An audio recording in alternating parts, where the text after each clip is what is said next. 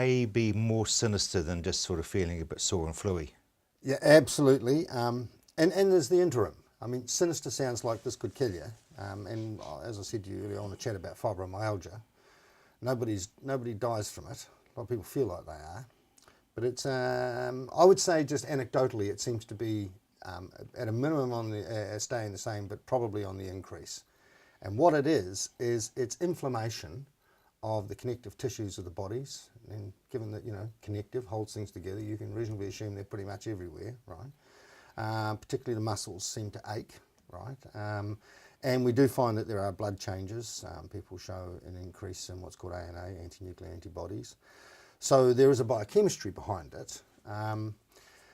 But what I'm interested in, and it's just sort of a little bit of reading I've done and what I've noticed myself, is that it invariably exists in that context of stress. Quite often when stress suddenly disappears, fibromyalgia kicks in. So, And so the symptom is like a bad flu, but it just doesn't go away.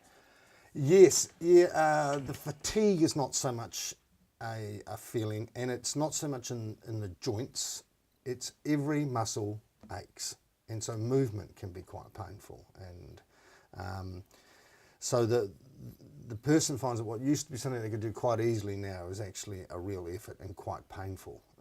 And the treatment for it, I mean, this is why I talk about stress, is that the main gland in our body that deals with stress, well, there's two of them, are the adrenal glands, ad, meaning to, towards, or above in Latin, renal, kidneys. So they sit just here on top of your kidneys, right? And they've got two components, a medullary and cortical component. And the cortical component makes cortisone, hence it's called cortisone from the cortex, right? And cortisone's the body's natural anti-inflammatory. And if we get under a tremendous amount of stress for a long period of time, we're actually straining that gland quite a bit. And my feeling is that as much as anything else, fibromyalgia is a failure of appropriate cortisone control. So drug use to get it right? I like to see patients before they've gone on prednisone, which is the artificial cortisol they put you on to take the pain levels down. And look, some people are so crippled by this that cortisol is the only thing that gets them out of bed in the morning. The difficulty is there's this funny little feedback loop. You give someone cortisone, right, and a little part in the brain that sends a signal to the adrenal glands to get bigger to make cortisone goes, no need for that, plenty of cortisone around. So adrenocorticotrophic hormone, trophic meaning growth, diminishes, and so the person stops producing their own cortisol. And so if you're on cortisone for a long time, then the adrenal glands shrink, or the cortex does, and you stop producing cortisone, and then when you need it, you can't make it. So the big issue is not so much that prednisone creates problems, although it can, it's that getting off it is an absolute bloody nightmare. It's a year. You've been on it for a good while. That prednisone is something which is, well, all sorts of bylines. Anywhere where there's inflammatory processes that are getting out of control that represent a potential risk for the body, prednisone seems to be the drug of choice. So you'll also see it, say, for instance, in an acute asthmatic event where the person's really in crisis. And don't get me wrong, stopping breathing's really bad. Yeah, so not cortisone's a good idea. If the person's on it for a long time, though, you do get the secondary effect of the adrenal glands shrinking. Now, we look at it and say, there'll be other factors. It's one of these mosaic problems, a pitcher made up of many pebbles, right? And so rather than looking at, okay, how do we suppress this immune response, which is causing the problem, ask the question, where perhaps might this immune response be coming from? And number one for me is chronic long-term stress. But the second one that I find really important is food intolerances. Food? Food intolerances, yep. Yep.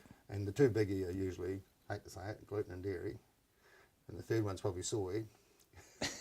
Potato farmers are happy with me. Yeah. Not everyone's angry at me, Rob. No. And meat and beef, doing well. And absolutely. So they should be, because they don't seem to have any impact on... it's very unusual to get a meat intolerance. No, well, exactly.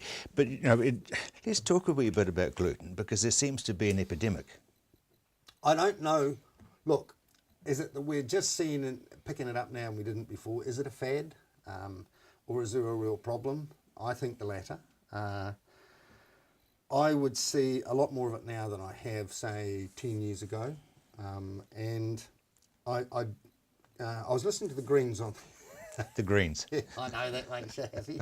I listened to the Greens on the radio this morning. They were talking about value added in dairy, and they were saying that the raw, what do you call it, the dry milk powder price for organic dairy is 10 times what it is for standard stuff, right?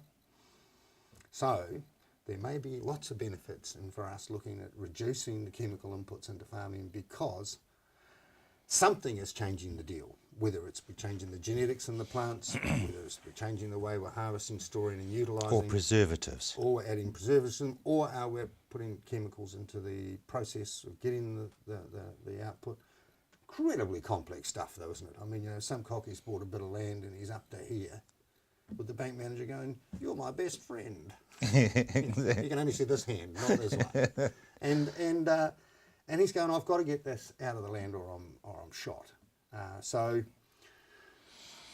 big stuff. Requires governments with big thoughts. Exactly. Wide thinking. So it comes really back to stress and managing stress, and it's recognising it and getting an expert to do something. And intervene. If you've got these aches and pains all over your body, then intervene early rather than late. Because once they come, if they come and see me and go, "I've got fibromyalgia, I've been on prednisone now for 3 months." They won't say that because no one can pronounce it apart from you. I've got this terrible achy body thing, and they stuck me on this pill. I go, "Yeah." So I see that, and in my mind I go, and I'm thinking, bugger, because it's just that little bit harder, because we've then got to find the underlying triggers, and then we also then have to advise them on how they chat to their doctor to get weaned off the prednisone. I can't say anything about going off prednisone. John, thank you very much indeed.